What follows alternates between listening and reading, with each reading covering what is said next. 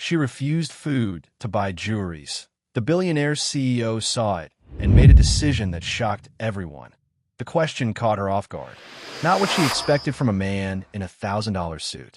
She found herself explaining about image being currency, about respect being earned through appearance, about jewelry being armor in a world that judged black women twice as hard. When was the last time someone listened to your dreams without judging your circumstances? Have you ever felt seen for who you could become, not just who you are? Drop a comment, because what happened next changed everything. Hi viewers, kindly tell us where you're watching from and what time it is. Warm welcome to the family. Enjoy the story. She pushed away the steaming plate of food like it carried poison, but the diamond catalog in her hands glowed like salvation. Downtown Atlanta buzzed with Friday night energy. Richard Lawson sat alone at corner table 15, trying to remember what normal felt like. Being a billionaire CEO meant every meal came with agendas. Every conversation had price tags. Tonight, he just wanted to eat pasta without someone pitching him deals. That's when he heard her voice cut through the restaurant noise like broken glass. I can't waste money on meals when I'm saving for something bigger. The young black woman at the next table pushed her untouched chicken away, whispering sharp words to her friend. Her fingers traced jewelry photos with the kind of reverence most people reserve for prayer. Have you ever wanted something so badly you'd sacrifice everything else for it? Tell me, have you ever skipped meals for a dream? Chosen status over safety? This woman was about to make a choice that would change 2 lives forever. But what she didn't know was that someone was watching, calculating, planning. Richard leaned closer, fascinated. Here was someone who understood hunger, not for food, but for transformation. Every diamond she circled represented armor against a world that judged women like her before they even spoke. The restaurant buzzed with comfortable laughter, clinking glasses, and satisfied conversations. But at table 12, a different kind of hunger was being fed, one that had nothing to do with the untouched pasta growing cold. Her friend grabbed the catalog. Monique, you're crazy. That bracelet costs more than your rent. Exactly, Monique whispered back, snatching it. That's why I need it. Richard watched her lips move as she spoke about investment pieces, about image being everything, about looking successful before becoming successful. The passion in her voice made his chest tight. When was the last time he'd wanted anything with that kind of desperation? Under the restaurant's amber lighting, her brown skin seemed to glow as she defended her choices. She wasn't stupid or shallow. She was strategic. Every piece of jewelry represented power, protection, respect in a city that ate dreams for breakfast. His cologne from the morning still lingered on his shirt. Hers probably came from a drugstore bottle, applied carefully to last all day. The distance between their worlds should have been impossible to cross. But Richard had grown up poor in Ohio, son of a factory worker who counted pennies for milk money. He recognized the look in her eyes, the same desperate calculation he'd worn while building his empire from nothing. Drop a gem emoji if you've ever chosen dreams over dinner. Comment below, what would you sacrifice for your biggest goal?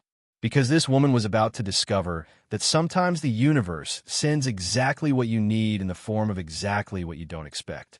As Monique gathered her things to leave, Richard made a decision that would destroy everything he thought he knew about desire, power, and the price of getting what you want.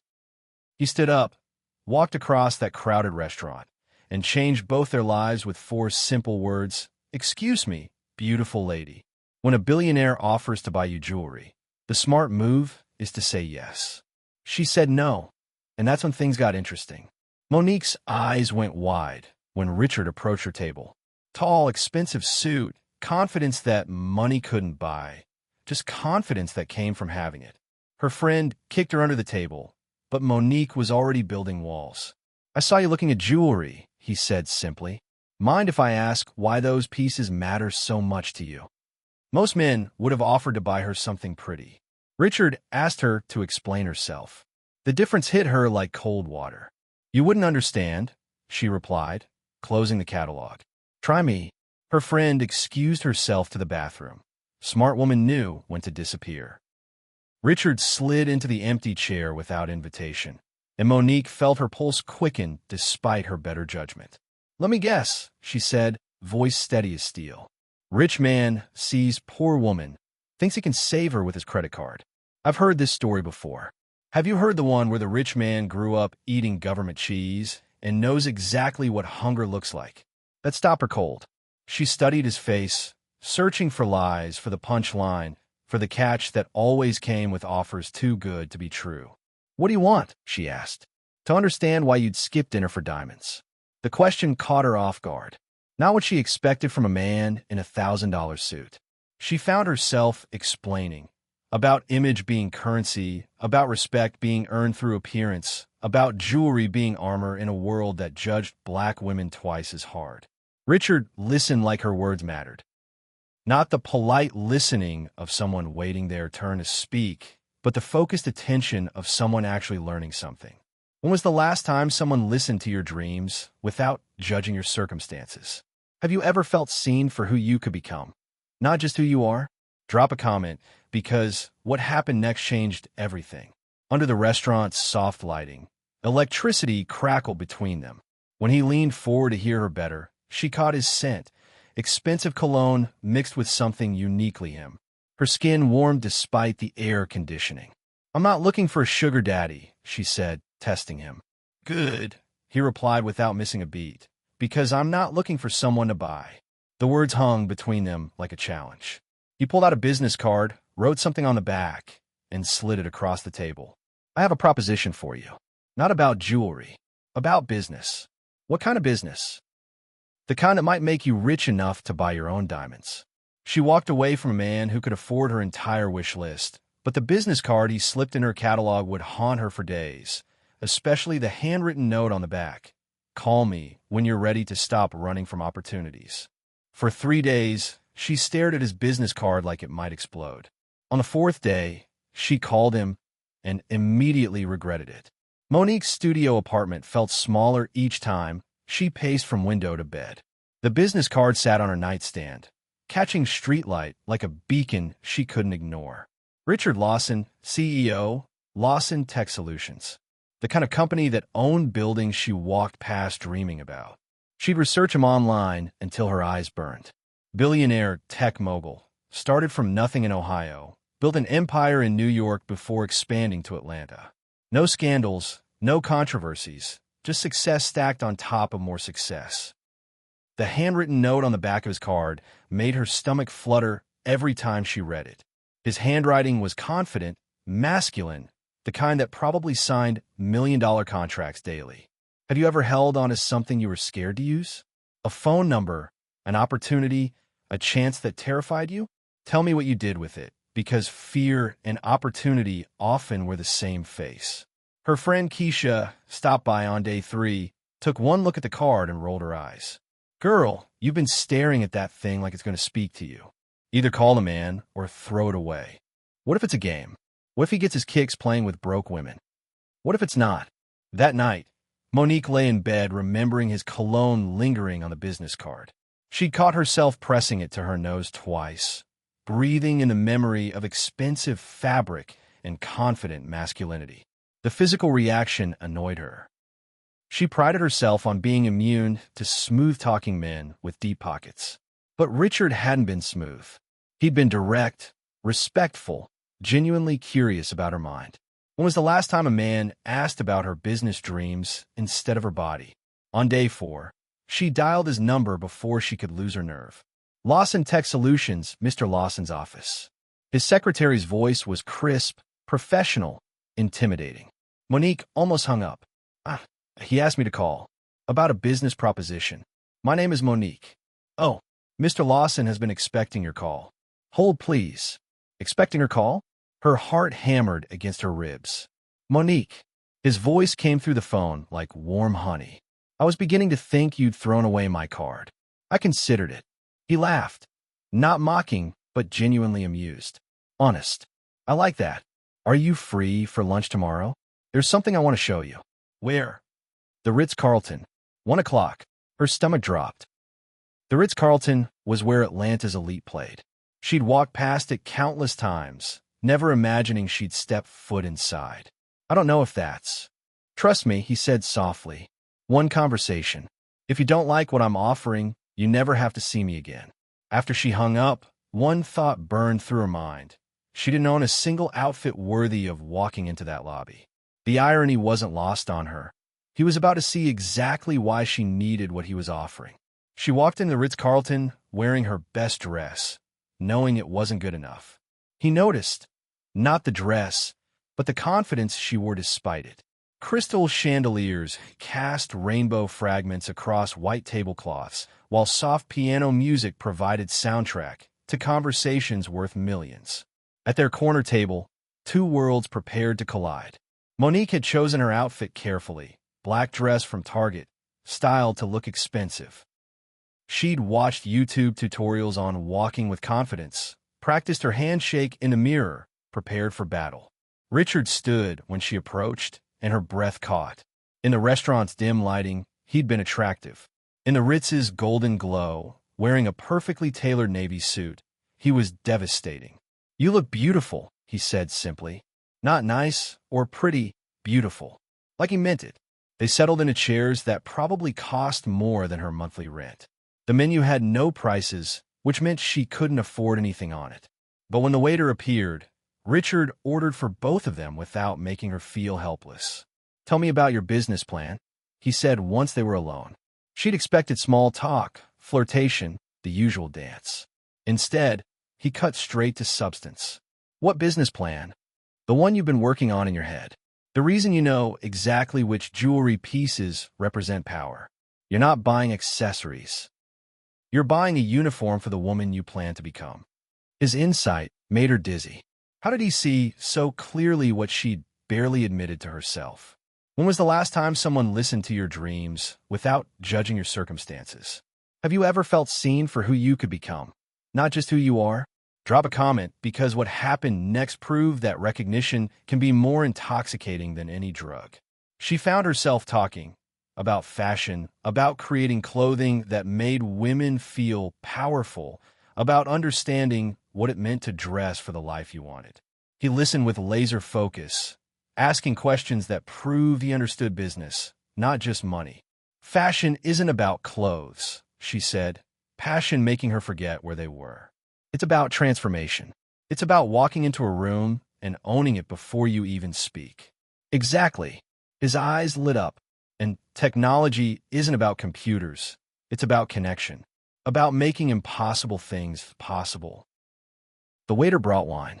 Richard guided her through tasting it, his fingers brushing hers as he adjusted her grip on the glass. Heat shot through her arm at the contact, simple and electric.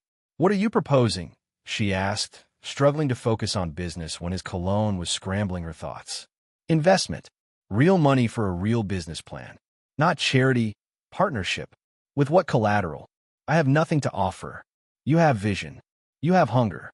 You understand your market better than any consultant I could hire." He leaned forward, voice dropping. "You have something I need, which is fire." When the waiter brought the check, she reached for her purse out of habit. His hand covered hers, stilling her movement. The contact sent shivers up her spine. "This isn't about money," he said quietly. "This is about investment." She had no idea he meant investing in her. Not just her dreams, but in the woman who'd been brave enough to choose vision over safety, who'd rather skip meals than give up on the future. She was building one careful decision at a time. She expected him to offer her jewelry. Instead, he offered her something more dangerous, a chance to prove herself worthy of everything she'd ever wanted. His downtown office commanded the Atlanta skyline like a throne room. Floor-to-ceiling windows framed the city she dreamed of conquering, now spread beneath her feet like a map of possibilities. Monique tried not to gawk at the marble floors, the modern art worth more than houses, the view that made her feel like she was floating above her problems. Richard moved through his domain with casual ownership, but his attention stayed focused on her. "Sit anywhere you're comfortable," he said, gesturing to chairs that looked like they belonged in museums. She chose the one facing the window, needing the reminder that the world was bigger than her fears. He settled across from her, close enough that she caught his scent again, that intoxicating mix of expensive cologne and confident masculinity. Here's what I'm thinking, he began, pulling out a leather portfolio. Fashion tech, combining your understanding of style with my platform capabilities. She expected vague promises, typical investor talk. Instead, he spread out detailed plans, market research, demographic analysis, financial projections. Real numbers for a real business. You've been planning this, she said, amazed. Since Tuesday night. I don't make casual offers. The elevator dinged softly in the background, reminding her they were alone 40 floors above the city. Standing close as he pointed out market opportunities, she felt his breath warm against her ear as he explained his vision. Her pulse quickened despite her efforts to stay professional. If someone believed in your dreams more than you did, would it scare you or inspire you? When has someone's faith in you changed your life? Share below, because what happened next proved that the most dangerous investment isn't money, it's trust. I don't need a business partner, she said carefully, testing him. No, he agreed, but you want one. And I need someone who understands hunger, the kind that makes you skip meals for dreams. His words hit her chest like physical impact. He saw her completely, not just the desperate woman in the restaurant, but the strategist, the visionary, the entrepreneur hiding behind survival mode. What's the catch? She asked. No catch, just terms. He slid a contract across the glass table. 50-50 partnership. Your vision, my resources. Equal decision-making power. She stared at the numbers, trying to process zeros that would change everything. Real money, real opportunity. Real chance to become the woman she'd been pretending to be. Why me? Because you're hungry in the right way. You don't want to be saved. You want to be unleashed. The elevator doors opened and closed somewhere behind them, but they didn't break eye contact. The space between them crackled with possibility. Business and personal, professional, and something much more dangerous. Think about it, he said. But not too long. Good opportunities don't wait. The contract was real, the money was real, the opportunity was real. But as she signed her name with a pen worth more than her monthly grocery budget, she couldn't shake the feeling that she was agreeing to more than business. She was signing up for something that would cost her everything she thought she wanted and give her everything she never dared to dream. Money changes you the moment it hits your account, but power changes you the moment you realize someone else holds the key to everything you've become. 3 weeks after signing the contract, Monique stood in the middle of her new boutique space, watching workers install lighting she'd chosen. Real lighting, professional grade, the kind that made everything look expensive. The boutique space glowed under track lighting that cast perfect shadows across hardwood floors. For the first time in her life, she stood in something she owned, something that bore her name in gold letters on the window. What do you think? Richard asked, stepping through the front door with coffee for both of them. She turned, and the look in his eyes made her stomach flutter. Pride mixed with something deeper, hungrier. He wasn't looking at the space. He was looking at her like she was the most beautiful thing in the room. It's perfect, she breathed. You're perfect, he said quietly, and the way he said it made her knees weak. The money had changed everything. New clothes that fit properly, a decent apartment, the ability to eat without calculating every dollar. But the real change was internal. Confidence that came from being taken seriously, from having her ideas funded and respected. What's the first thing you'd do if your biggest dream suddenly became reality? How do you think success would change you? Tell me in the comments, because transformation isn't always what you expect. They've been working together for weeks now. Long hours in conference rooms, strategy sessions that stretched past midnight. Professional meetings that felt increasingly personal as their chemistry built with each interaction. Tonight was different. The boutique was finished, ready for its grand opening tomorrow. They were celebrating with takeout Chinese food, sitting on the floor of her new empire, sharing champagne from paper cups. I can't believe this is real, she said, looking around at displays she'd designed, racks she'd chosen, dreams made manifest in retail space. Believe it. You earned it. When he reached over to touch her face, brushing away a smudge of dust from the construction work, his fingers lingered against her cheek. The simple contact sent electricity through her entire body. "Richard," she whispered, not sure if she was warning him or encouraging him. "I know we said business only," he murmured, thumb tracing her jawline. "But I can't stop thinking about you." The air between them crackled with months of suppressed attraction. All those late nights working side by side, all those moments when their hands brushed reaching for the same documents, all those times she caught him staring at her with hunger he tried to hide. "This could complicate everything," she said, even as she leaned into his touch. "Everything's already complicated." He kissed her then, soft and questioning at first, then deeper when she responded with enthusiasm that surprised them both. She'd been thinking about this for weeks, wondering what it would feel like to stop fighting the attraction that had been building since that first night in the restaurant. When they finally broke apart, both breathing hard, reality crashed back in. "We should probably," she started. "Yeah," he agreed, but neither of them moved. As photographers would capture her cutting the ribbon on her new boutique tomorrow, she'd catch Richard watching from the crowd with an expression she'd never seen before, pride mixed with something deeper, hungrier. When their eyes met across the room, she felt a shift that had nothing to do with business and everything to do with the dangerous territory they were about to enter. The moment she stopped seeing him as her investor and started seeing him as a man was the moment everything became complicated. Rain streaked the conference room windows as they worked late into the night.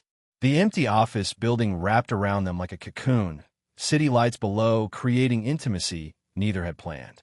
2 weeks since their almost kiss in the boutique, and the tension between them had become impossible to ignore. Every business meeting felt charged with electricity. Every accidental touch sent shockwaves through both of them. "The marketing budget needs adjustment," Monique said, trying to focus on spreadsheets instead of the way Richard's shirt stretched across his shoulders as he leaned back in his chair. "Agreed. What do you suggest?" She moved closer to point at numbers on his laptop screen, and suddenly they were sharing the same air space. His cologne wrapped around her like a warm blanket, making her thoughts fuzzy. "We could reallocate from traditional advertising to social media," she managed, hyper-aware of his presence beside her. Smart thinking. When he turned to look at her, their faces were inches apart. She could see gold flecks in his brown eyes, could feel his breath warm against her lips. Have you ever caught feelings in the worst possible situation? When professional became personal, how did you handle it? Share your workplace romance stories, because mixing business with pleasure is like playing with fire, thrilling until someone gets burned.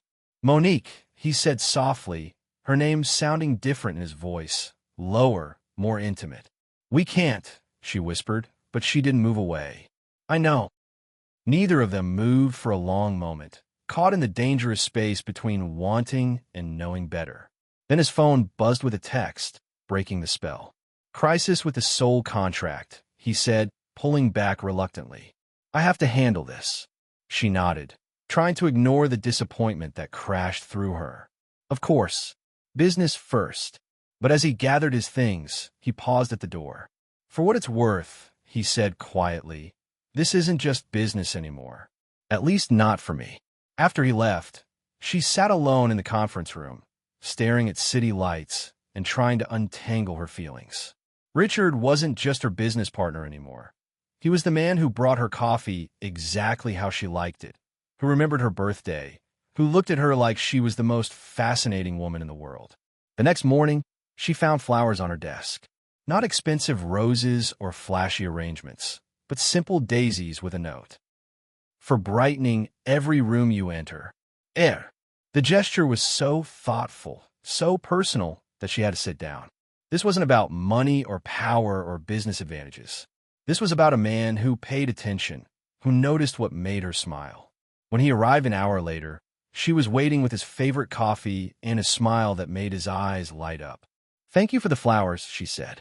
"Thank you for making it impossible to think about anything else," he replied. The elevator stopped between floors during their lunch break, trapping them in amber light and charged silence. For 30 seconds, they were suspended between floors, between professional and personal, between smart choices and dangerous desires. "We shouldn't," she whispered, even as she stepped closer. "I know," he replied, but his hands were already reaching for her waist. When the elevator lurched back to life, they sprang apart, but the damage was done. They'd crossed a line they couldn't uncross, entered territory that would change everything between them whether they acted on it or not. She invited him to her apartment to discuss business. They never made it past the kitchen counter. Her apartment felt different with him in it. Smaller, yet somehow expanded, like the walls themselves were holding their breath. She'd invited him over to review quarterly projections, but the spreadsheets lay forgotten on her coffee table. "Wine?" she offered, needing something to do with her hands. "Please." She poured 2 glasses of red wine, hyper-aware of his presence in her personal space.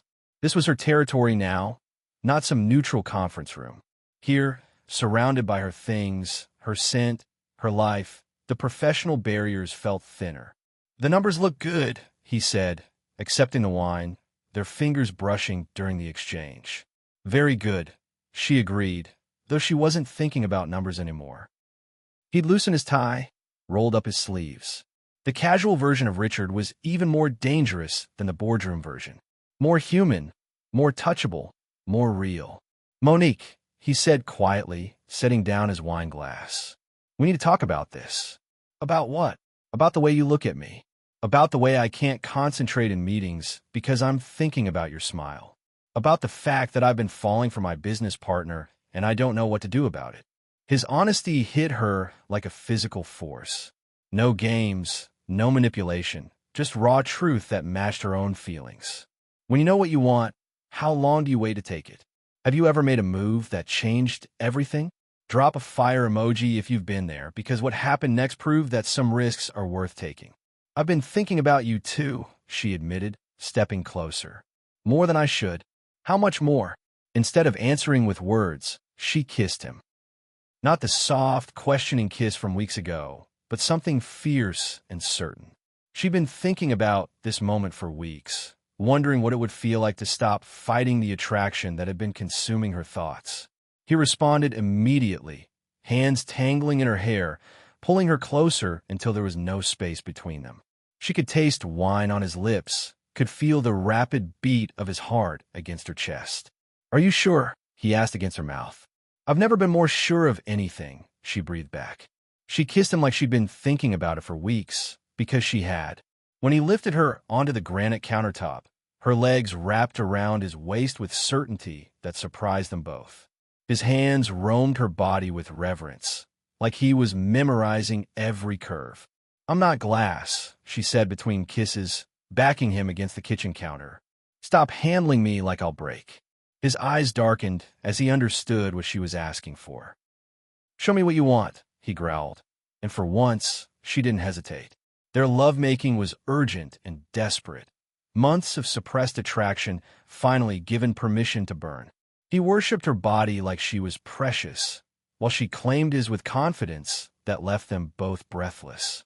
Afterward, they moved to her couch, tangled together in the soft glow of city lights streaming through her windows. She traced patterns on his chest while he played with her hair, both reluctant to break the spell with words. "This changes things," she said finally. "Everything," he agreed.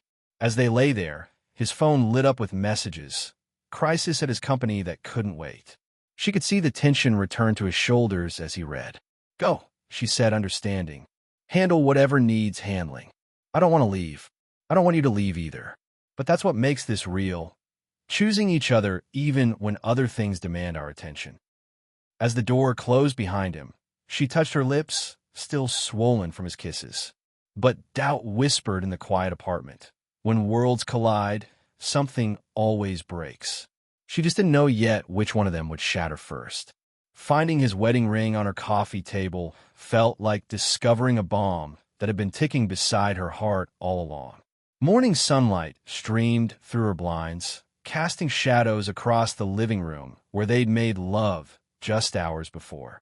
Monique stretched, reaching for coffee, when the platinum band caught the light like a small explosion of betrayal. A wedding ring. His wedding ring, sitting on her coffee table like evidence of a crime. Her hands shook as she picked it up, turning the smooth metal over in her palm. Engraved on the inside, Forever MNR 2019. For years he'd been married, while sitting across from her in restaurants, while investing in her dreams, while making her fall for him. The apartment that had felt magical with him in it now felt contaminated. Every surface they'd touched, every kiss they'd shared, suddenly felt dirty. She'd been the other woman without even knowing it. Have you ever discovered something that made you question everything you thought you knew about someone? How do you handle feeling deceived by someone you trusted? Share your thoughts, because betrayal cuts deeper when it comes from someone you're falling in love with. Her phone rang. His name on the screen made her stomach lurch.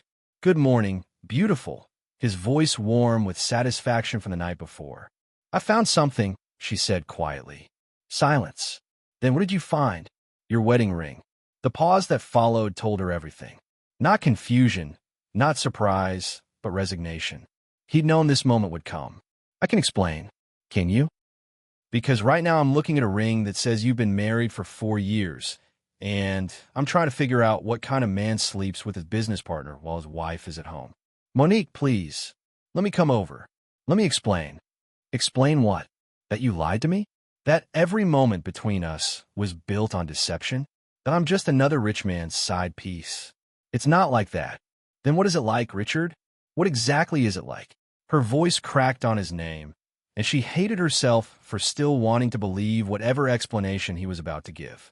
The engagement photos she'd seen online during her research came flooding back. Him in a tuxedo, a beautiful woman in white beside him. How had she missed it? How had she been so stupid? "I'm getting divorced," he said quietly. "Have been for 8 months. The papers are filed, everything's in motion, but it's complicated because of the business assets." "So you're still married?" "Legally, yes." "But Monique, I haven't lived with her in over a year. We're done. Haven't done for a long time." She wanted to believe him. God help her. She wanted to believe him so badly it physically hurt. "Why didn't you tell me?" "Because I knew how it would sound. I knew you'd think I was just another married man looking for something on the side." "Aren't you?" "No." His voice was fierce. What we had, is real. More real than anything I felt in 4 years of marriage." She held the ring up to the light, watching it throw rainbows across her walls like beauty born from betrayal. Such a small thing to carry such enormous weight. "I need time to think." "How much time?" "I don't know." She hung up and sat in her living room, still holding his wedding ring, trying to figure out how something that felt so right could be built on something so wrong. 20 minutes later, he was knocking on her door. She had 2 choices. Throw the ring at him and walk away forever, or listen to the explanation that might destroy her, or save them both. The decision she made would determine whether this story ended in heartbreak or became something beautiful enough to last. He told her the truth about his marriage, his divorce, and his fear of loving someone who might leave him for his money. She told him the truth about her jewelry obsession. It wasn't vanity, it was armor. They sat across from each other in her living room like negotiators of the heart, coffee growing cold between them as words that should have been spoken months ago finally found air. "Her name is Miranda," Richard began, the wedding ring heavy in his palm. "We met in college, married young, grew apart slowly. No drama, no betrayal, just 2 people who became strangers sharing a house." Monique listened without interrupting, studying his face for lies. The pain in his eyes seemed real, but she'd been wrong about him before. "The divorce has been dragging on because she wants half the business. Not out of spite, but because legally she's entitled to it. My lawyers say it could take another year to finalize." "So you thought you'd have a little fun while you waited?" "No." His voice was sharp. "I thought I'd be alone until it was over. I thought I'd focus on work and nothing else. Then I saw you in that restaurant, and everything changed." She pulled her knees to her chest, creating distance between them on the couch. "You should have told me." "I know. I was scared." "Of what?" "Of losing you before I even had you." The honesty in his voice made her chest ache. She understood fear, had been running from it her entire life. "What's your armor? That thing you use to face the world when you feel vulnerable? Is it clothes, attitude, success?" Tell me what makes you feel protected, because we all have something we hide behind when we're scared. You want to know why I'm obsessed with jewelry? She asked suddenly. Tell me. Because when I was 12, my mama and I went to apply for assistance. The woman behind the desk looked at us like we were dirt, talked to us like we were stupid. But the woman in line ahead of us, she had diamond earrings and a gold watch.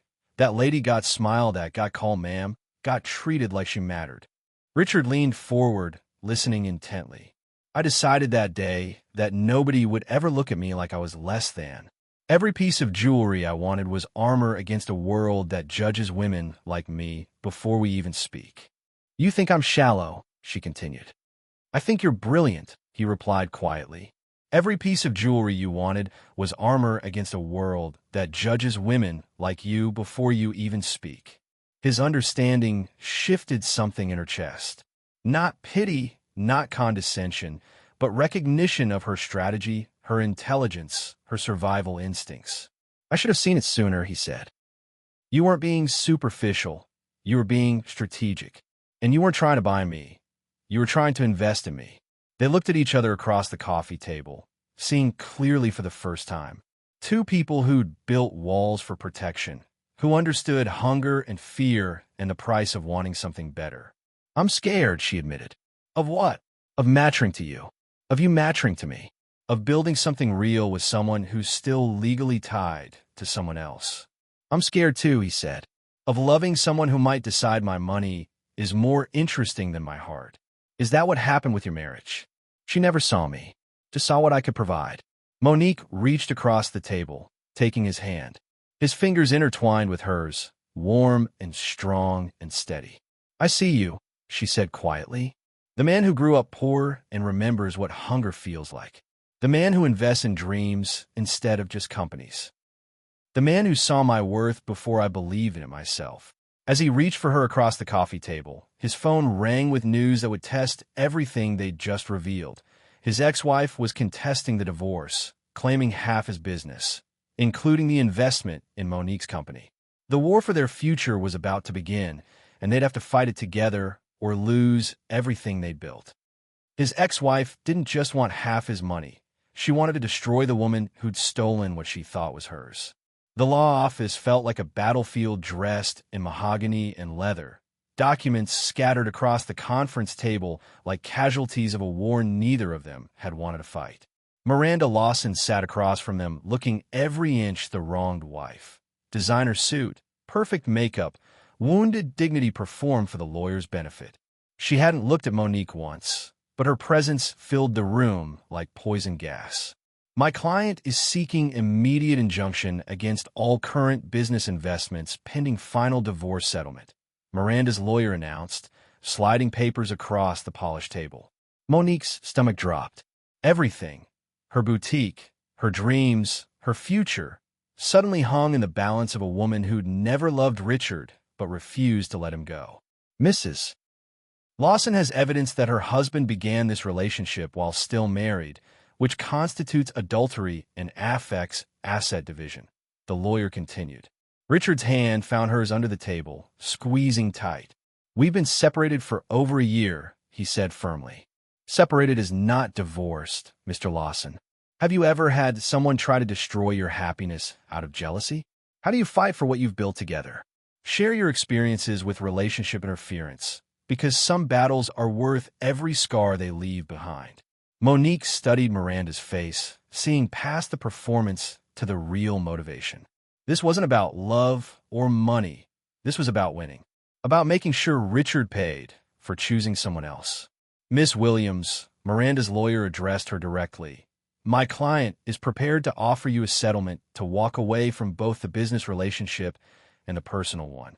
How much? Monique asked, her voice steady as steel. Enough to start over somewhere else. Somewhere that doesn't interfere with the Lawson marriage. Richard started to object, but Monique held up her hand. She needed to hear this. $500,000. Cash. Today. All you have to do is sign a non-disclosure agreement and dissolve your business partnership. The room went silent. $500,000. More money than she'd ever dreamed of having. Enough to start fresh, to build something new without the complications of divorce drama and legal battles. But as she looked at the check Miranda's lawyer slid across the table, all she felt was rage. "You think I'm for sale," she said quietly. "Everyone has a price," Miranda replied, speaking directly to her for the first time. "You're right. They do." Monique picked up the check, held it for a long moment, then tore it in half. "Mine just happens to be higher than your husband's entire net worth." She stood up, Richard rising beside her. "Here's my counteroffer. Drop the injunction, finalize your divorce, and maybe I won't sue you for harassment and defamation." Miranda's composed mask finally cracked. "You have no idea who you're dealing with. Neither do you." They walked out of that law office hand in hand, leaving behind lawyers scrambling to salvage negotiations.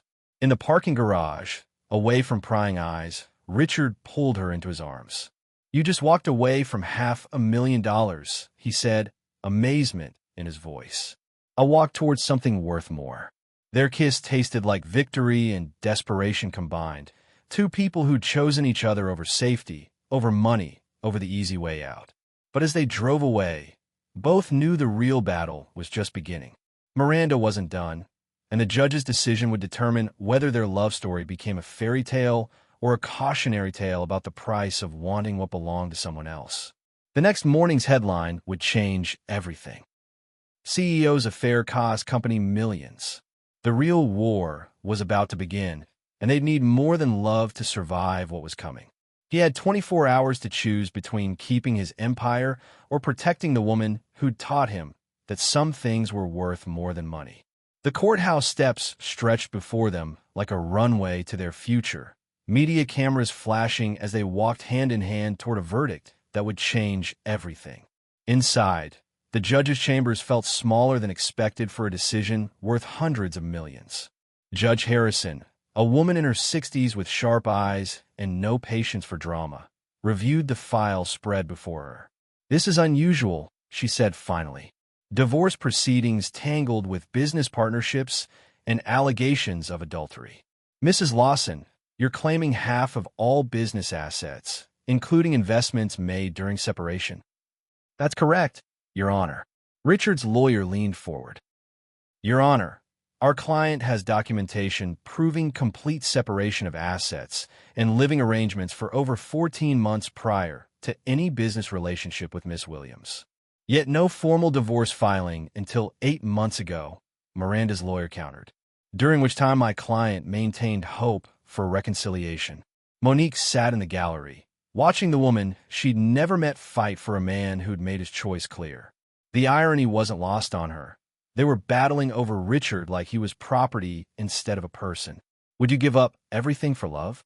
Have you ever had someone sacrifice something major for your dreams? What's the biggest gesture of love you've witnessed? Share below, because what happened next proved that real love isn't about keeping. It's about choosing. During recess, Richard found her in the hallway. "I have an idea," he said quietly, "but you're not going to like it." "Tell me." "I give her what she wants. Half the business, clean divorce, no fighting. She gets her money, we get our freedom." "Richard, no. That's your life's work." "My life's work doesn't mean anything without you in it." She stared at him, this man who'd built an empire from nothing and was willing to watch half of it burn to protect her dreams. "I won't let you sacrifice everything for me.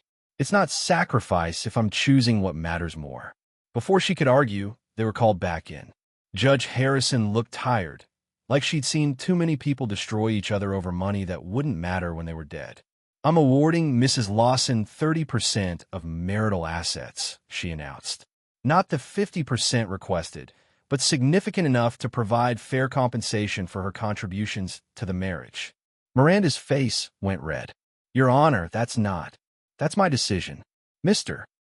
Lawson, you keep controlling interest in your company, but you'll liquidate enough assets to satisfy this settlement within 90 days. Richard's shoulders sagged with relief. Not everything, but enough to hurt. Enough to feel like punishment for choosing love over convenience. However, the judge continued, "Miss Williams' business partnership remains intact and separate from marital assets, as it was formed after legal separation. Monique's boutique was safe. Her dreams were safe. Their future was safe. Outside the courthouse, Miranda intercepted them one last time. "This isn't over," she told Monique. "You think you won, but you have no idea what it costs to love a man like Richard. The late nights, the obsession with work, the way money becomes more important than everything else." "You're right," Monique replied. "I don't know what it costs to love him, but I know what it's worth." That night, in his penthouse overlooking the city they'd conquered together, they made love with desperate intensity. The stress of months of legal battles, the fear of losing everything, the relief of survival, all of it poured into desperate touches and whispered promises. "We did it," she breathed against his chest afterward. "We survived," he agreed. "But now comes the harder part, which is building something beautiful from the ashes."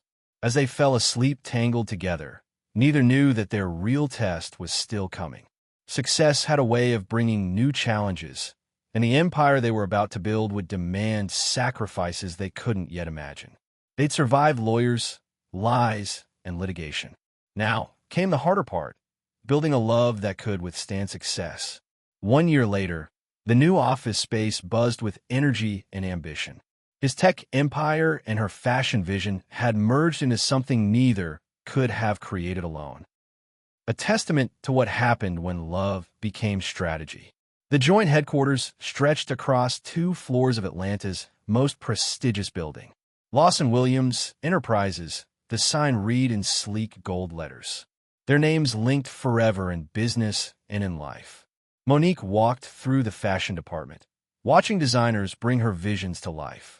Real employees, real products, real success that felt almost too good to be true. "The New York Times wants an interview," Richard said, appearing beside her with coffee and that smile that still made her stomach flutter. "About what?" "The power couple who revolutionized fashion tech. The love story that became a business empire." She accepted the coffee, their fingers brushing in a touch that still sent electricity through her.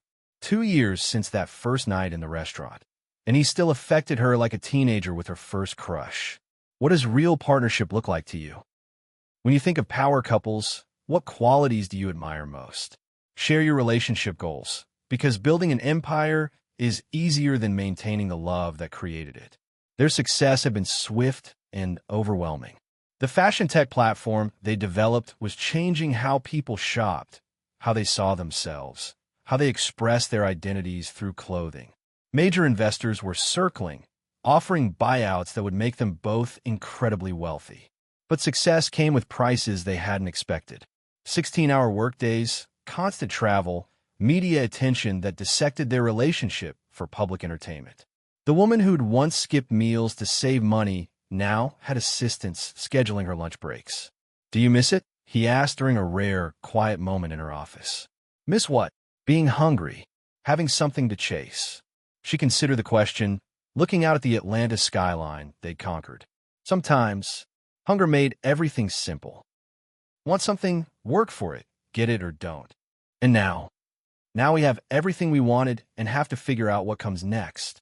That evening, they christened their new executive suite the way they'd christened every milestone in their relationship, with passion that still surprised them both. Against the floor-to-ceiling windows overlooking the city, they claimed their shared territory with desperate kisses and whispered promises. "This is ours," she breathed against his neck as he pressed her against the glass.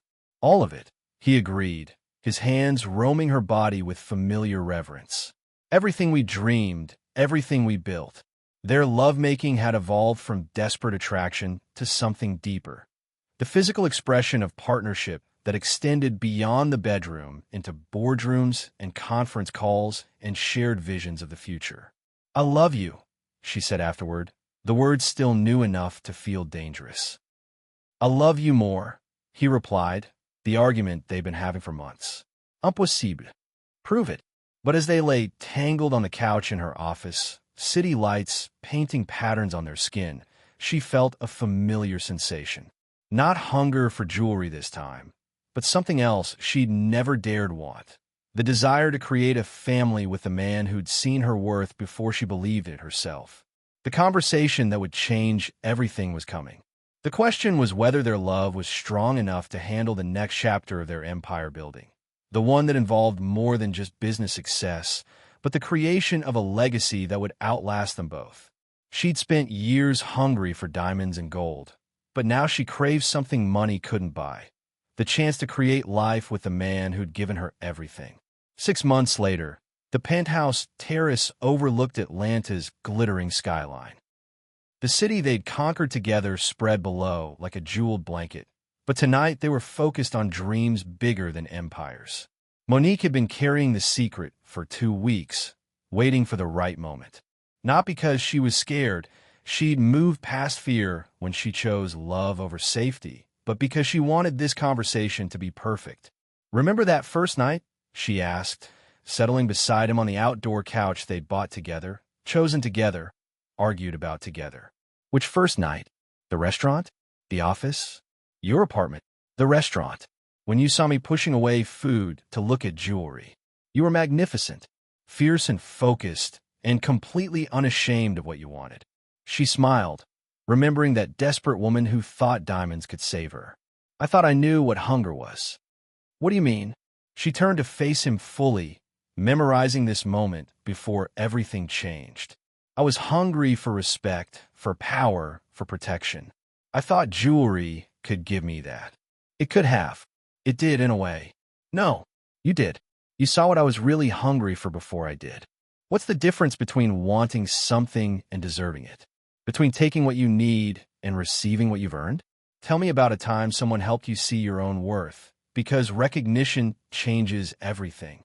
Richard set down his wine, sensing something important in her tone. "What are you trying to tell me?" Instead of words, she handed him the small box she'd been hiding in her purse. Not jewelry this time, something infinitely more precious. He opened it slowly, revealing a positive pregnancy test and a tiny pair of baby shoes. The silence stretched between them, filled with city sounds 40 floors below and the rapid beating of her heart. She watched emotions chase across his face: surprise, joy, fear, wonder, love. "Are you sure?" he finally asked. 3 tests, sure. Doctor's appointment, confirmed, sure. He pulled her into his arms then, holding her like she might disappear. "How do you feel about it?" "Terrified. Excited. Ready. Not ready." She laughed against his chest. "Everything at once." "Good. That's exactly how I feel too." They made love that night with a tenderness that had evolved beyond passion into something sacred. He touched her body like it was performing a miracle, which she supposed it was, creating life where before there had only been desire, building a future that would outlast them both. "This changes everything," she whispered afterward, his hand splayed across her still flat stomach. "Everything," he agreed. "The company, our relationship, our priorities. Are you ready for that?" "With you, I'm ready for anything." But as dawn broke over Atlanta, painting their bedroom in shades of gold and possibility, both knew that their biggest challenges weren't behind them. Building a business empire while starting a family would test every assumption they'd made about love, partnership, and what it really meant to have everything. The woman who'd once traded meals for dreams was about to discover that the greatest luxury wasn't jewelry or success or even love. It was the chance to create something that would matter long after diamonds had lost their shine and empires had crumbled to dust. As she showed him the positive pregnancy test, his reaction surprised her. Not just joy or fear, but something deeper: completion. "Now I understand," he said, pulling her close, "why you were always hungry. You weren't just building a business, you were building a dynasty." 2 years ago, she pushed away a plate of food to study jewelry catalogs. Today, she wore diamonds he'd chosen not to buy her love, but to celebrate the empire they'd built together. The wedding venue glowed with soft gold lighting, every detail reflecting not just wealth, but wisdom, the kind of celebration that honored both where they'd come from and where they were going. Monique stood before the mirror in the bridal suite, 6 months pregnant, in a custom dress that celebrated her changing body instead of hiding it. The diamonds at her throat weren't the ones she'd circled in catalogs years ago, but something better. Pieces chosen by a man who understood that her worth had never been for sale. "You ready for this?" Keisha asked, adjusting the veil that had belonged to Richard's grandmother. I've been ready since the night he walked up to my table and asked me to explain myself instead of offering to buy me things. Through the window, she could see guests gathering in the garden. Business partners, family, friends. The community they'd built around their love story. Richard waited at the altar looking like he had that first night in the restaurant. Expensive suit, confident posture, eyes that saw straight through to her soul.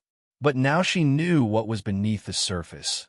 A man who'd chosen love over convenience, partnership over possession, her over everything else he could have had. What would you do if someone offered to invest in your dreams? Would you trust it? Would you be brave enough to bet on yourself? Share your biggest dreams in the comments below, because every empire starts with someone brave enough to believe in something bigger than their current reality. The ceremony was simple, focused on promises instead of performance. When Richard slipped the wedding ring onto her finger, the same finger that had once traced jewelry catalogs with desperate longing, she felt the weight of everything they'd built together. "You may kiss your wife," the officiant announced. Their kiss tasted like victory and future plans, like dreams realized and new ones just beginning. The crowd cheered, but all she heard was the sound of her own heart beating in sync with his. At the reception, she gave a speech that made strong men cry. 2 years ago, I was a woman so hungry for respect that I'd skip meals to save for jewelry. I thought diamonds could give me power, that gold could buy me dignity. I was right about needing those things. I was just wrong about how to get them. She found Richard's eyes in the crowd. This man who'd seen her strategy when everyone else saw vanity. Real power comes from partnership with someone who sees your worth before you believe in it. Real wealth comes from building something together that neither of you could create alone. And real love. She touched her growing belly. Real love creates something that lasts longer than any empire we could build. Later, in their honeymoon suite overlooking the city where they'd first met, they made love with the desperate tenderness of two people who'd almost lost everything and fought to keep it.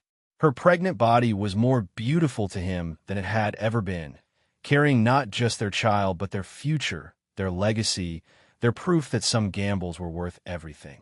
"So here's the question that matters," she whispered against his chest as they lay tangled in silk sheets. "Would you recognize real value if it walked up to your table? Would you bet everything on someone who saw your worth before you did?" "I did," he replied, kissing her forehead. "Best investment I ever made." Hit that like button if this story showed you something about love, ambition, or the price of dreams. Subscribe for more stories about people who refuse to stay hungry. And tell me in the comments, what are you really hungry for? Because I promise you, it's not what you think it is. But this isn't where their story ends. It's where the real adventure begins. Because building an empire is one thing. Raising the next generation while keeping everything you fought for, that's a whole different kind of hunger game. And some hungers, the best ones, never really get satisfied.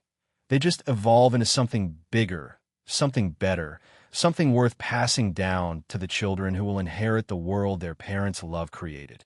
The jewelry boxes in her closet gathered dust now, replaced by sonogram photos and baby plans.